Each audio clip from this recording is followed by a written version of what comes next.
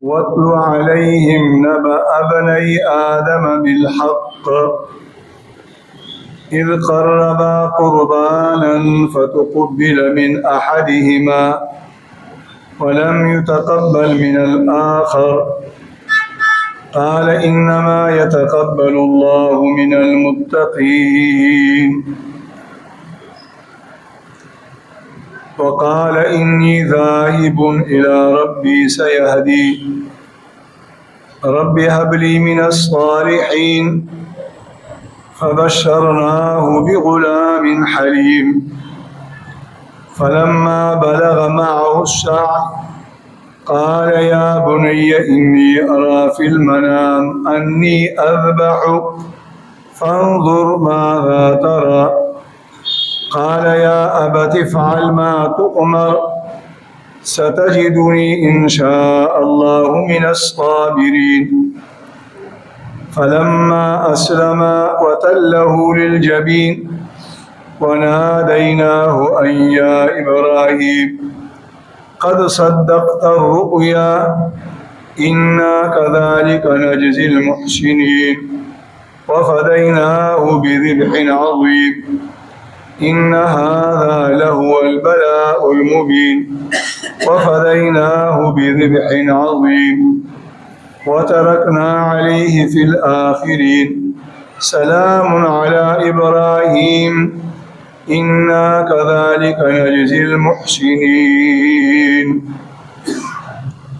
وقال الله تبارك وتعالى إن الله اشترى من المؤمنين أنفسهم وأموالهم بأن لهم الجنة. وقال الله تبارك وتعالى والبدن جعلناها لكم من شعائر الله فاذكروا اسم الله عليه. وقال الله تبارك وتعالى لن تنالوا البر حتى تنفقوا مما تحبون. وعن عائشة رضي الله تعالى عنها قالت قال رسول الله صلى الله عليه وسلم ما عمل ابن آدم من عمل يوم النحر من إهراق الدم وإنه ليأتي يوم القيامة بطرورها وأشعارها وأزلافها وإن الدم ليقع من الله بمكان قبل أن يقع على الأرض فتيبوا بها نفسا أو كما قال رسول الله صلى الله عليه وسلم اللهم صل وسلم وبارك على سيدنا ونبينا محمد وعلى آله وأصحابه وأزواجه وذرياته وعلى من تبعهم بإحسان إلى يوم الدين.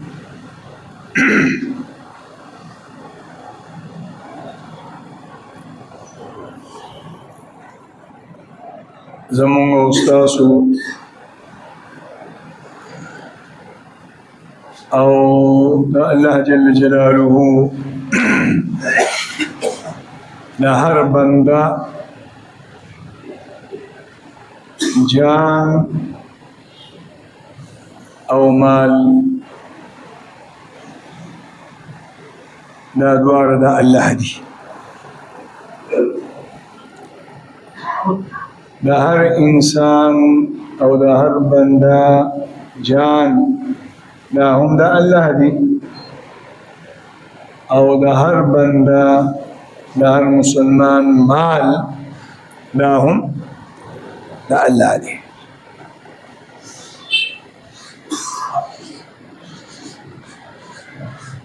مالک اللہ دی خالق اللہ دی.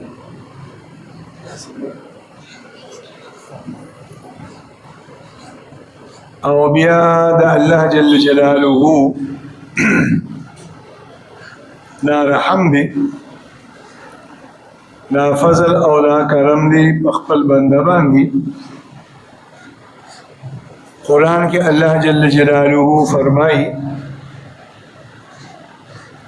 چې زما کوم مؤمنان بندگان دي نه د دوی ځانونه او د دوی مالونه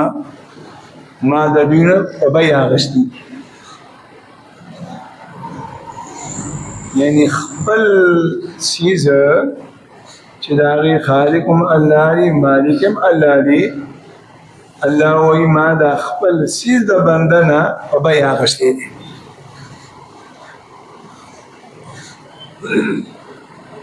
او د دغه بنده د دې جان او د مال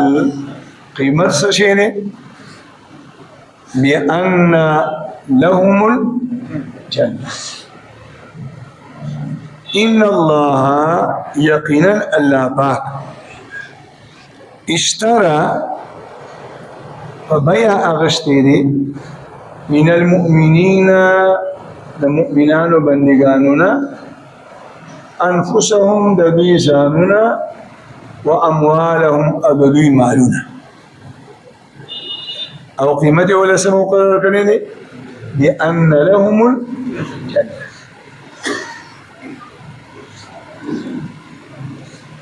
نو دا د الله رحم دی، د الله مهرباني ده چې کوم څیز د الله دی هغه په ما او تا را خرڅ که او بیا د هغې په عوض کې الله ما او تا ته څه راکوي. نو دا د الله د رحم هغه حد او انتها ده. دا د الله د رحم او د کرم او د الله د فضل انتها ده خپل مؤمنانو بندگانو باندې.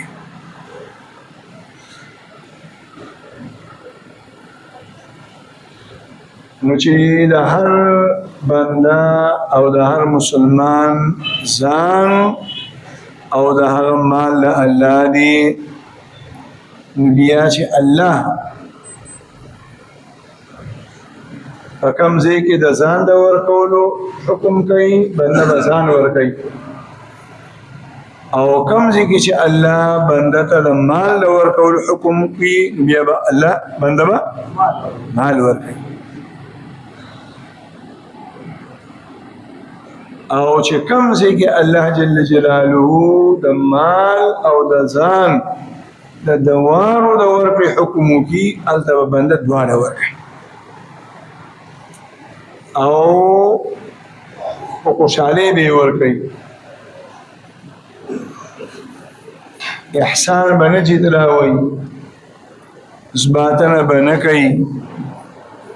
دا به نه وایي چې ما ډېره لویه قرباني ورکړه، بلکې په دې نیت به یې ورکوي چې د جان او د مال مالک په دې ورکړه باندې زمانه خوشحاله او زمانه لري شي. دنیا چې هر څه وایي او مسلمان بنده چې خپل ځان او مال الله ته ورکوي د الله د راضي کولو لپاره، د دې سیز نوم دی اخلاص، د دې سیز نوم دی تقوا. او الله جل جلاله په مزره خوشحالېږي، الله په روژه نه خوشحالېږي، الله په حج نه خوشحالېږي، الله په زکات نه خوشحالېږي، الله جل جلاله په تبلیغ او په جهاد نه خوشحالېږي، الله خوشحالېږي په تقوا او په اخلاص.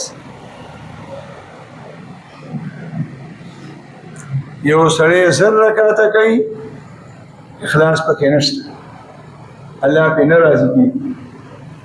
یو مسلمان 2 رکعاته لمونځ کوي د اخلاص نه ډکي، الله پې راضي کېږي. یو سړی 1000 څاروي قرباني کړي، ریاکاري وي، سمعت وي، نوم نمایي شي، ځان خلکو ته ښودلي، الله پې نه راضي کېږي.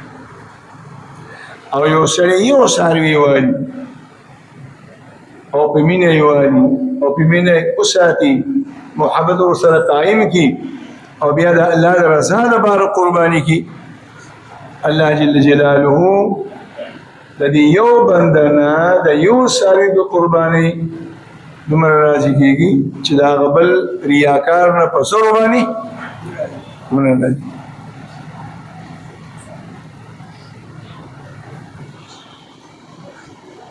قرآن کې الله وی لن ینال الله هیڅ کله نرسي الله ته لحومها د قربانو د سارو غوښې ولا دماؤها او د هغې وینې. الله به غوښو څه کوي؟ الله به وینو څه کوي؟ ولكن يناله التقوى. الله جل جلاله ته د قرباني کوونکي بندګانو سره رسي تقوا رسي، یعنی الله په تقوا خوشالي، اخلاص خوشالي. نو چې په کوم ځای کې الله جل جلاله مسلمان ته د بدن د لګولو حکم وکړي، بدن به لګوي، دې ته بدني عبادت وایي. کوم ځای کې چې الله جل جلاله د مال لګولو حکم وکړي، بنده به مال لګوي، دې ته مالي عبادت وایي. او چې کوم ځای کې الله وایي چې مال مو لګي او جان مم لګي، ځان مم سره کې، نو دې ته مرکب عبادت وایي. لکه حج، حج کې به د کوم روپۍ مو ورکړي او خلیب هم د ځان نه وباسي، شوګیري به هم کې.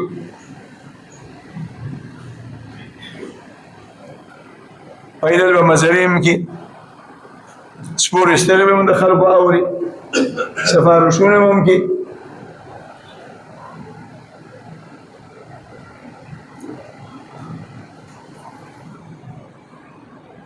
په مالي عبادتونو کې یو اهم ترین عبادت د هغې نوم دی قرباني. قرباني مالي عبادت. قرباني مطلب یو مسلمان بنده یو حلال زناور دا الله جل جلاله په نامه دا الله د راضي کولو په نیت ذبح کړي، دې ته څه وایي؟ قرباني. یو مسلمان بنده یو حلال زناور دا الله په نوم دا الله د راضي کولو په نیت او په اراده ذبح کړي، نو دې ذبح ته څه ویل کېږي؟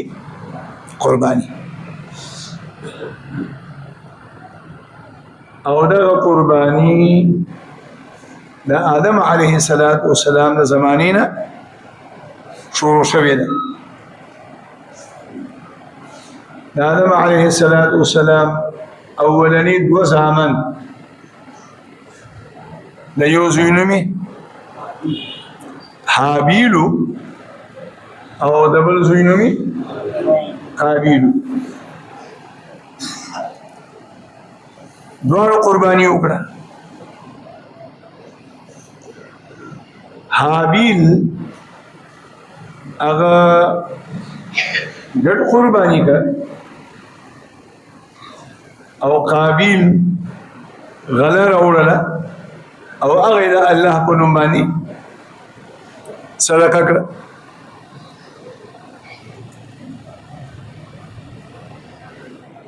د آدم علیه السلام د زمانې نه راواله د عیسی علیه السلام د زمانې پورې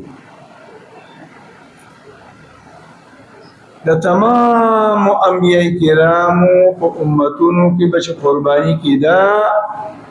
نو قرباني کوونکي ته به د هغې د غوښې د خوړلو اجازه ته نه، نه به په خپله خورې شوه او نه به په بل چا خورې شوه.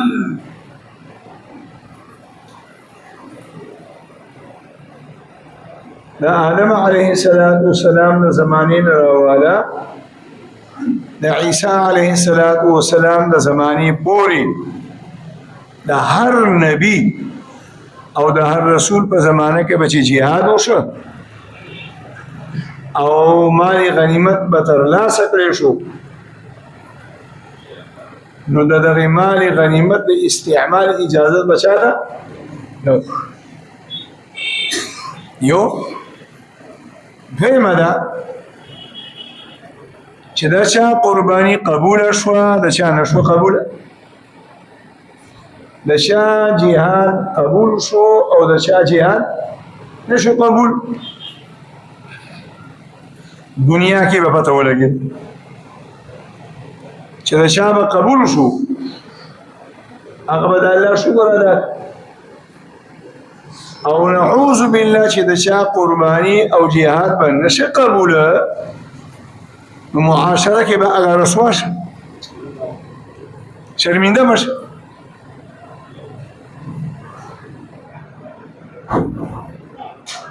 او طریقه دا وه چې چا به قرباني وکړه او په یو لوړه غونډۍ باندې به یې کېښوه ټولو خلقو به سیل تماشه کوله کله به داسې وشو چې د اسمان د اړخه به هور راغه او خلقو به کتل د قرباني هغه څارویو او که غله او که هر څه وبه سوځېده دغه هور راتلل او بیا د هغه څه سوځېدل د دې دلیل او نښه وه چې دا قرباني قبوله ده او چې د چا قرباني یا جهاد به نو قبول شوی نقصان به پکې و خوب به پکې و ریاکاري به پکې و خودغرضي به پکې و ملاوټ به پکې و د هغه څیز به د هغه غونډۍ د پاسه په هفتو په میاشتو به پروت و څښا به شو او بدبو به ترې روانه شوه چینجي به پکې ولګېدل پته به ولګېدل چې دا جهاد دا قرباني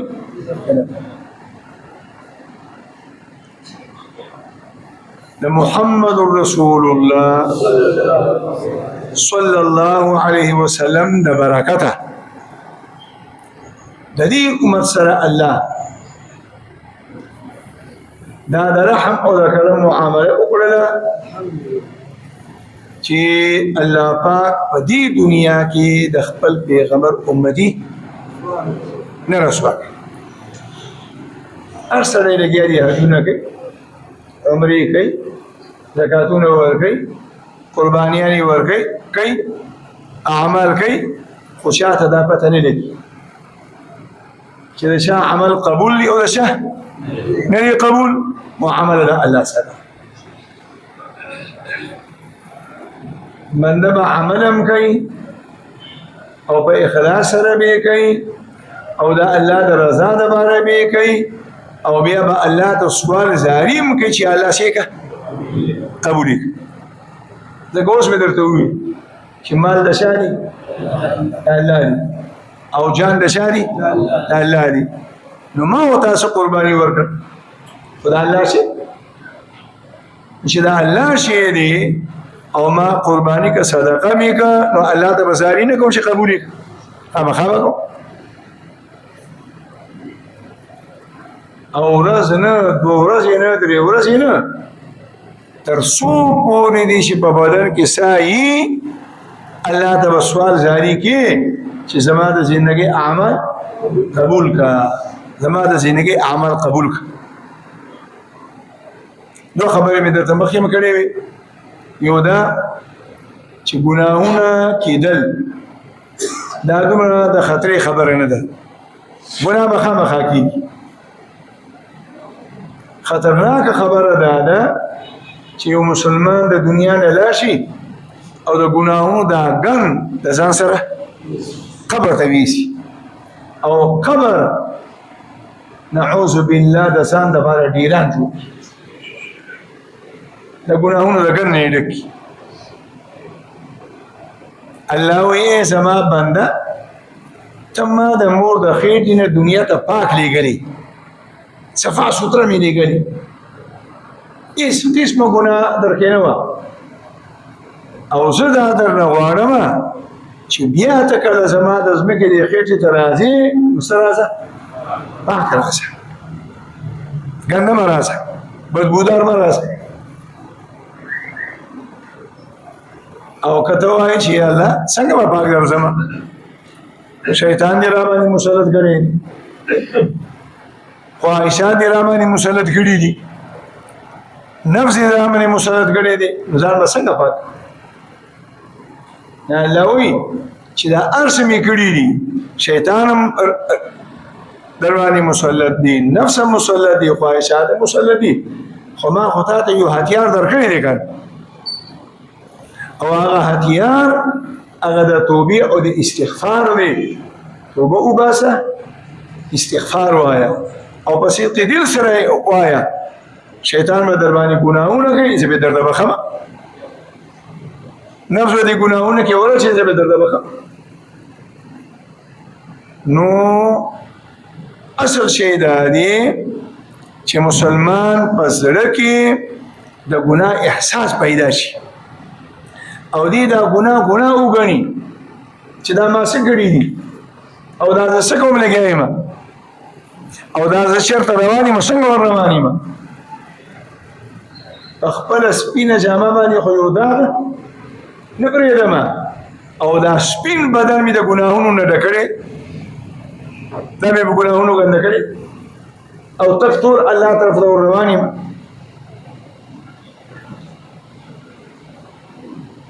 او دویم چیز ده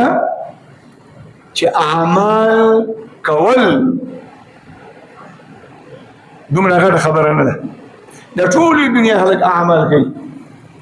منځونه کوي تلاوتونه کوي حجونه کوي عمرې کوي زکاتونه ورکوي خیر خیرات کوي دا دومره د ټولې خبره نه ده اصل خبره دا ده چې څه دې وکړه دا به الله قبول کړي اصل شیء قبولیت او قبولیت احساس غواړي دا یو فکر غواړي دا یو درد غواړي هغه احساس دا غواړي چې دا الله نعمتونه را باندې څومره دي دا الله فضل را باندې څومره دي دا الله مهرباني را باندې څومره دي او بیا زه خپل مونځ ته وګورم چې زما مونځ څنګه مونځ دي زما حج څنګه حج دي زما روژه څنګه روژه ده زما زکات څنګه زکات دي دا موازنه وکم او بیا دا فیصله وکم چې زما یو عمل د قبلېدو لایق نه دی دا طاقت پکې نشته چې قبول شي قبله بیا په دې خبره باندې چې الله ته به سوال کوم زاری بکم فریاد بکم الله نه بغوانم بار بار چې الله دا ما ټول عمل می ستا په توفیق سره کړی دی اوس قبلولو هم څوکي ته یې قبول کړه نو حابیل هم قرباني وکړه او قابیل هم وکړله او د حابیل قرباني الله څه کړه چې قبول کړه ولې قبول کړه زړه کې اخلاص تقوا وا حابیل صرف په دې بنیاد باندې قرباني کړې و چې الله راضي شي او قابیل زړه کې خیره هغه د خور سره د نکاح د کولو په لارش قرباني کړې و په دې نیت نه وکړي چې الله راضي شي نه الله جل جلاله وایي واتل عليهم اے زما حبیبا واتل عليهم دی امتیانو تا زما دی بندگانو تا اولوالا نبا ابنی آدم اغا واقعا قصہ دا دو سامنو دا آدم کما قصہ اذ قربا قربانا کله چې دوانو قربانی وکړه او بیا فتقبل من احدهما ولم يتقبل من الاخر یو قربانی قبول شو د شه حابیل ولم يتقبل من الاخر او د بل شو قبول د حابیل قرباني چې قبول شو د دې وجې نه چې د هغه څاروي غټو د هغه څاروي ښایسته و د هغه یې په ګرانه بیه باندې اخیستی و نه هغه یې حیب نه و نه په دې وجې نه لو انما يتقبل الله من المتقين الله پاک اعمال قبلی د مخلصینو د تقوادارو او د حابیل د قربانی دا د تقوا نه ډکه دا د اخلاص نه ډکه هغه کې د هغه په قربانی کې بغیر د الله د رضا او د الله د راضي کولو نه بل د یو شي بوی هم قدر منه څنګه الله قبول